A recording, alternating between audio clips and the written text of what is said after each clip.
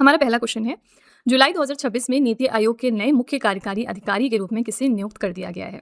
तो नीति आयोग में हमारे नए सीईओ अब रिसेंटली बन गए हैं mister Anurag Jain. B option correct है। इन्होंने रिप्लेस किसको किया है? निधि छिबर को। हमने अपने सेशन में बार बार देखा है कि निधि छिबर को अभी तक इसका एडिशनल सीईओ बनाया गया था।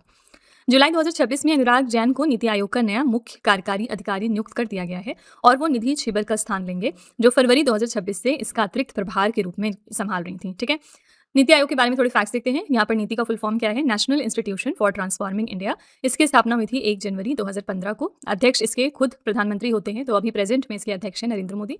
उपाध्यक्ष हैं अशोक कुमार लाहिनी। नीति आयोग के पहले उपाध्यक्ष थे अरविंद पनगड़िया। और किसकी जगह नीति आयोग की स्थापना की गई है? तो योजना आयोग यानी प्लानिंग कमीशन को रिप्लेस किया था नीति आयोग ने। ठीक है, 2015 में। तो आंसर यहाँ पर हो जाएगा B option, mister Anurag Jain. Okay, next है, जुलाई 2026 में समान नागरिक संहिता विधेयक पारित करने वाला भारत का चौथा राज्य कौन सा बन गया? Very important question. रिसेंटली एक राज्य है जिसने यूनिफॉर्म सिविल कोड बिल को अपना लिया है और ये राज्य है मध्य प्रदेश। इसी के साथ ये चौथा राज्य बन गया भारत का जिसने ये स्टेप लिया है। ठीक है, तो जुलाई 2026 में मध्य प्रदेश समान नागरिक संहिता विधेयक पारित करने वाला भारत का चौथा राज्य बन गया। इसके अलावा 3 अन्य राज्य कौन से थे? तो उत्तराखंड, गुजरात और असम इस कानून को पहले भी पारित कर चुके हैं। क्या होता है यूनिफॉर्म सिविल कोड? तो ये एक समान नागरिक संहिता से तात्पर्य यह है कि पूरे देश के लिए एक ही कानून के प्रावधान होना, जो विवाह, तलाक, विरासत, गोद लेने आदि जैसे व्यक्तिगत मामलों में सभी धार्मिक समुदायों पर लागू होता है। ठीक है, तो रिसेंटली मध्य प्रदेश ने यूनिफॉर्म सिविल कोड बिल को अपना लिया है। मध्य प्रदेश के बारे में 3 करंट अफेयर्स देखते हैं जिसकी वजह से मध्य प्रदेश न्यूज में था। पहली बात यह है कि यहाँ पर हमारा कूनो नेशनल पार्क लोकेटेड है और फ्रिक्वेंटली न्यूज़ में रहता है क्योंकि हमने जो बाहर से चीते लाए हैं ना, हमने उनको इसी नेशनल पार्क में रखा है। दूसरी इंपॉर्टेंट बात ये हो गई कि अभी यहाँ पर कुछ दिनों पहले चीता आंदोलन हुआ था। ठीक है, किस वजह से हुआ था? यहाँ पर जो केन बेतवा हमारा प्रोजेक्ट है उसकी वजह से जो लोग भी डिस्प्लेस हुए हैं ना, उन्होंने चीता आंदोलन ऑर्गेनाइज किया था प्रोटेस्ट के तौर पर। ठीक है, और तीसरी इंपॉर्टेंट बात यह है कि मध्य प्रदेश रोलिंग बजट को अपनाने वाला देश का पहला राज्य बन गया है। ठीक है, इन्होंने इस साल रोलिंग बजट को अपनाया और अपने पुराने सेशंस में बहुत बार हम बात कर चुके हैं कि रोलिंग बजट का मतलब क्या होता है। क्वेश्चन नंबर 3 है, भारत का पहला एआई संचालित पक्षी अभयारण्य किस राज्य में स्थापित किया जा रहा है? ये देश का पहला एआई पावर्ड बर्ड सैंक्चुरी है और इसको हम स्टैब्लिश कर रहे हैं महाराष्ट्र राज्य में। बी ऑप्शन करेक्ट है। जुलाई 2026 में 15 वर्ष से कम उम्र के बच्चों के लिए सोशल मीडिया पर प्रतिबंध लगाने वाला पहला यूरोपीय संघ देश कौन सा बन गया है? पहला यूरोपियन यूनियन कंट्री जो पहला बना है to ban social media for children under the age of 15 years, ये देश है फ्रांस। बी ऑप्शन करेक्ट हो जाएगा। क्वेश्चन नंबर 5 है, जुलाई 2026 में किस राज्य की सरकार ने मेधावी छात्राओं को मुफ्त स्कूटी प्रदान करने के लिए रानी लक्ष्मीबाई स्कूटी योजना को मंजूरी दे दी है?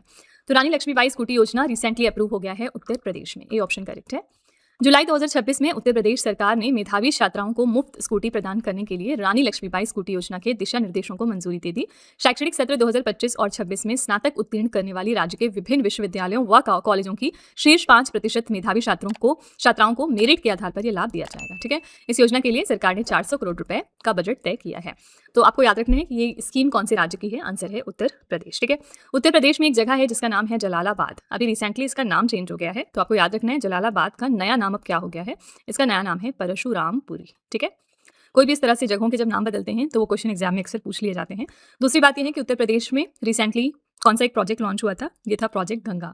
और इसका पर्पस क्या था? जो दूर दराज के एरियाज हैं, जो रिमोट विलेजेस हैं, वहां पर इंटरनेट कनेक्टिविटी को बेहतर बनाना। ठीक है, क्वेश्चन नंबर 6 है, 23 जुलाई 2026 को ग्लासगो में शुरू हुए 23वें कॉमनवेल्थ गेम्स 2026 का आधिकारिक शुभंकर क्या रखा गया है?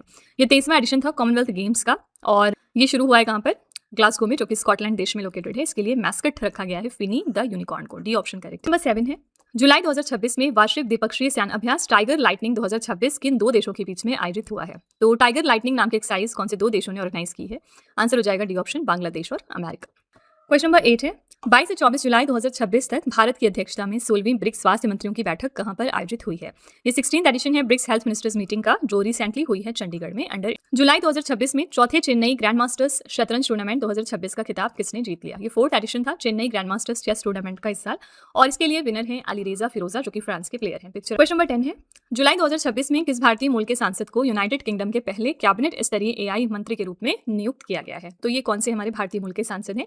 इनका नाम है mister Kanishka Narayan. C option correct हो जाएगा। जुलाई 2026 में आघारकर अनुसंधान संस्थान पुणे के शोधकर्ताओं ने एलोग्राफा जीनस की 5 नई प्रजातियों की खोज कहां पर की है? ये रिसेंटली खोज हो गई है पश्चिमी घाट में। जुलाई 2026 में भारत ने आंध्र प्रदेश में एक खाद्य प्रसंस्करण क्लस्टर स्थापित करने के लिए किस देश के साथ समझौता ज्ञापन पर हस्ताक्षर कर लिए हैं? इंडिया ने ये एमओयू रिसेंटली साइन किया है संयुक्त अरब अमीरात के साथ और अब ये मिलकर एक फूड प्रोसेसिंग क्लस्टर स्टैब्लिश करेंगे आंध्र प्रदेश राज्य में। नंबर 13 है, जुलाई 2026 में भारतीय सेना प्रमुख जनरल धीरज सेठ की पहली महिला एड डी कैंप के रूप में किसे नियुक्त कर दिया गया है? इनका नाम क्या है? इनका नाम है captain Shivani Sehrawat, B option. और ये बहुत ही इंपॉर्टेंट पोस्ट होती है, पहली बार क्योंकि इस पर कोई फीमेल अपॉइंट हो रही है, तो ये जरूर ध्यान में रखिएगा। कैप्टन शिवानी सहरावत भारतीय सेना के इतिहास में पहली महिला अधिकारी बनी जिन्हें सेना प्रमुख की पहली महिला एडी कैंप बनने का गौरव प्राप्त हुआ। ठीक है, क्या होता है ये एडी कैंप की पोजीशन? तो भारतीय सेना में एडी कैंप सेना प्रमुख और अन्य शीर्ष सैन्य कमांडरों के विशेष व्यक्तिगत और प्रशासनिक सैन्य सहायक होते हैं। ठीक है, तो इनका नाम है captain Shivani Sehrawat. Okay, B option यहाँ पर बिल्कुल करेक्ट हो जाएगा। क्वेश्चन नंबर 14 है, 19 से 25 जुलाई 2026 तक राष्ट्रपति द्रौपदी मुर्मू किस देश की राजकीय यात्रा पर गई हैं? तो यहाँ पर ये 3 देशों की यात्रा पर निकली हैं। पहला है उत्तरी मैसेडोनिया, दूसरा है मोल्दोवा और तीसरा है रोमानिया। डी ऑप्शन करेक्ट है, सभी ए, बी एंड सी। तो राष्ट्रपति द्रौपदी मुर्मू 19 से 25 जुलाई 2026 तक 3 यूरोपीय देशों मोल्दोवा, उत्तरी मैसेडोनिया और रोमानिया की राजकीय यात्रा पर हैं। मोल्दोवा और उत्तरी मैसेडोनिया ये किसी भारतीय राष्ट्रपति की इन दोनों देशों की पहली ऐतिहासिक यात्रा हो जाएगी। रोमानिया 23 से 25 जुलाई तक यहाँ पर रहेंगे। ये 3 दशकों से अधिक समय के बाद किसी भारतीय राष्ट्रपति की रोमानिया की पहली यात्रा होगी। इस 7 दिवसीय दौरे का मुख्य उद्देश्य क्या है? इन पूर्वी और मध्य यूरोपीय देशों के साथ राजनीतिक, आर्थिक, व्यापारिक और तकनीकी संबंधों को बढ़ावा देना। ठीक है, आंसर यहाँ पर डी ऑप्शन। क्वेश्चन नंबर 15 है, राष्ट्रीय इलेक्ट्रॉनिक्स एवं सूचना प्रौद्योगिकी संस्थान द्वारा किन 2 शहरों में नए सेमीकंडक्टर उत्कृष्टता केंद्र स्थापित किए जा रहे हैं? ये 2 हमारे नए semiconductor centre of excellence establish हो रहे हैं अहमदाबाद और गुवाहाटी में। बी ऑप्शन करेक्ट है। राष्ट्रीय इलेक्ट्रॉनिक्स एवं सूचना प्रौद्योगिकी संस्थान द्वारा अहमदाबाद और गुवाहाटी इन 2 शहरों में नए सेमीकंडक्टर उत्कृष्टता केंद्र स्थापित किए जा रहे हैं। जुलाई 2026 में घोषित इन केंद्रों का मुख्य उद्देश्य क्या है? भारत के सेमीकंडक्टर मिशन को आगे बढ़ाना। इन केंद्रों में युवाओं को ऑर्गेट सेमीकंडक्टर असेंबली एंड टेस्ट और assembly test marketing and packaging प्रौद्योगिकियों का विशेष प्रशिक्षण दिया जाएगा। ठीक है, तो करेक्ट आंसर हो जाएगा बी ऑप्शन, अहमदाबाद और गुवाहाटी। हमारे मिनिस्टर कौन है इलेक्ट्रॉनिक्स एंड आईटी के लिए? इनका नाम है मिस्टर अश्विनी वैष्णव। ठीक है, ये हमारे मिनिस्टर हैं इलेक्ट्रॉनिक्स एंड आईटी के लिए। तो फ्रेंड्स, ये थे आज के हमारे most important 15 current affairs. I really hope कि आपको ये हमारा सेशन पसंद आया होगा और आप जरूर कुछ ना कुछ नया सीख कर ही जा रहे होंगे।